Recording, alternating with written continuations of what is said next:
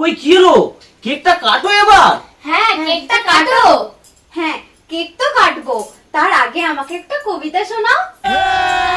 কবিতা শুনবে? अभी मजा आएगा ना भिड़ो। শুধু জন্মদিন নয়, সারা জীবন তুমি সুখে ভালো থেকো প্রিয়। বাবা বাবা। কখনো যদি সময় পাও, রিলস দেখা বন্ধ করে নিজে একটু রান্না করে খেও। বাবা বাবা।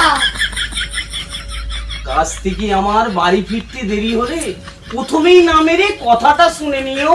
বাবা বাবা। সারা জীবন তুমি সুখে ভালো থেকো প্রিয়, আমাকেও একটু শান্তি দিও। বাবা বাবা। দেখলে মা, বাবা তোমাকে কত ভালোবাসে। বাবা তোমার জন্য কত সুন্দর একটা মিষ্টি কবিতা লিখেছে। মিষ্টি কবিতা না, তোরাই কেক কাট আর খা তোর বাপকে।